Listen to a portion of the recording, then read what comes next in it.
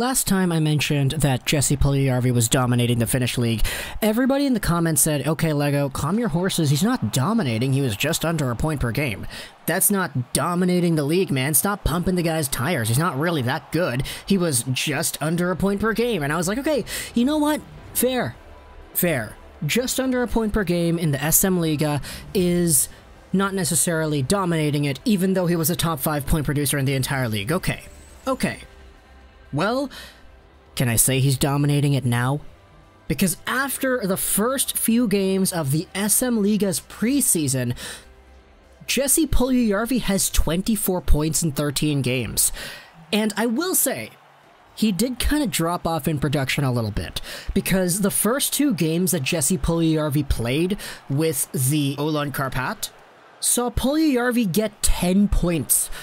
He had 5 points in the first game and 5 points in the second game. Now, I will note, the 2 games he played in games 1 and 2 were against Rocky and Hockey, and these are 2 teams that are actually in the Métis, not the Finnish Liiga. They're in the second division pro league. It's like the AHL, pretty much, in Finland. So in layman's terms, Puljujarvi and his Liiga squad teammates played 2 games against what is essentially the AHL of Finland, which is why Puljujarvi got 10 points in 2 games played, and ever since then, you can take a look and do the math, the guy has had 14 points in the remaining 11 games played. And so, this guy has been really, really gosh darn good, and many people would be quick to admit, okay, Lego, sure, he can do well in the Finnish Liiga. This is a guy who definitely does have some skill as a hockey player, but can he put it together at the NHL level? That is the big question.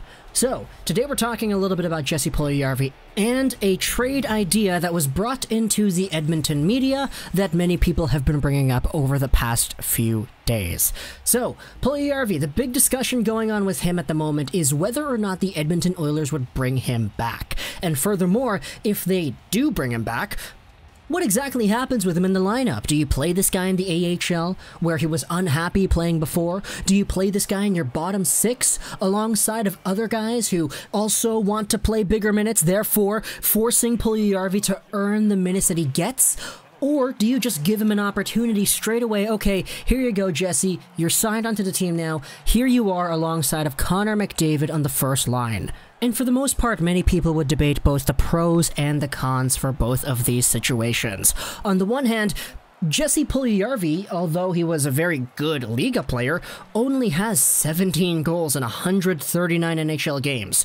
This is what Bob Stauffer says on his Twitter account, that Puljujarvi should start in the third line and hopefully work his way up.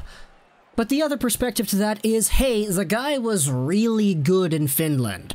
His past year's worth of experience playing hockey has been great to him. So, because he's put in the work, because he is a guy who legitimately was probably one of the best players in the entire country when he was playing in Finland, why not give him the opportunity to carry over that success? And it's a philosophical argument at that point, because then you're really just debating on what should be valued more over others.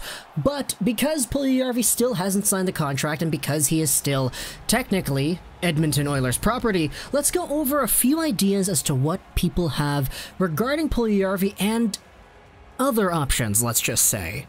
Because some of these ideas don't actually involve him making the team at all. In fact, they involve trades. The idea that Ken Holland can take Puljujarvi, swap him out for another guy, and actually use the other guy in a development role, while Jesse Puljujarvi goes over back to Finland. Maybe he's good enough to play in the NHL, maybe he's not. But if he's not going to be settling for AHL time because, hey, he wants to be a #1 guy. This is where the big idea that we're talking about in this video comes in. Henrik Borgstrom. This is a tweet over here from Bob Stauffer here on Twitter. He is a guy who covers the Edmonton Oilers. He's got a show on 630 CHED. He talks about the Oilers quite a bit, and he's got quite the following online.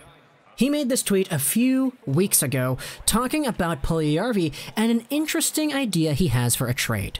Florida general manager Bill Zito started Acme Sports, which is a part of Wasserman. Wasserman is an agency that manages contracts and all that stuff, pretty much. Marcus Lito, who is with Wasserman, represents both Jesse Puljujarvi and Panthers prospect Henrik Borgstrom. Does it make sense to give Puljujarvi and Borgstrom a fresh start after some tough times? Now okay, here's the idea. Jesse Puljujarvi and Henrik Borgstrom, could these guys swap teams because the agent that represents them is a part of the agency organization that falls under the organization that the Florida general manager started? For those who are wondering, Henrik Borgstrom is a 2016 NHL drafted prospect, 23rd overall by the Florida Panthers. He's a guy from Finland, so he's another Finn in these situations, and he was taken in the same draft as Jesse Puljujarvi. The problem is, he was a year older when he was drafted. He was actually supposed to be eligible for 2015, but he wasn't selected back in 2015.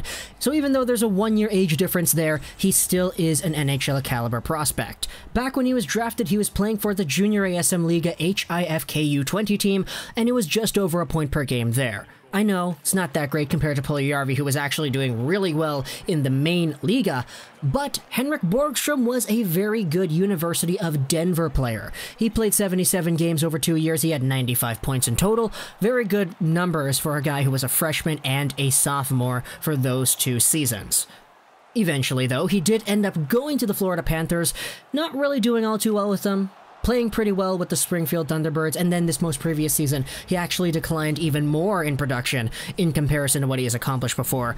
But Henrik Borgstrom is another one of these guys who a lot of people would say, yeah, he kind of needs a change of scenery. Let's take a look at the scouting report that shows up about this guy on Elite Prospects. He can dangle even when there are 2 or 3 opposing players defending him, and he has a decent wrist shot with a quick release. Let's take a look at this article over here from the Edmonton Journal on Jesse Puljujarvi that actually goes over why a Borgstrom moving out of Florida could be seen as a good thing. Going down to the middle of this article, they talk about what Stauffer said on his Twitter account, and the second paragraph reads this. Not everyone remembers that Borgstrom was hurt last fall.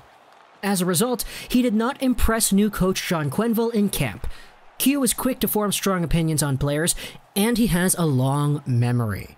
That's a big reason why Borgstrom spent the rest of the season in Springfield. Oilers fans who oppose the Borgstrom for Puljujarvi idea like to latch onto that fact. But Jesse also bounced back and forth between the NHL and the AHL too, and too many conveniently ignore that Borgstrom at least played in a proper North American Pro League last year. Puljujarvi was only in the Liga, which amounts to a North American pro player going to a good senior intermediate league. No veteran hockey person I talk to thinks it's nearly as good as the KHL or the SHL. It's another half step down.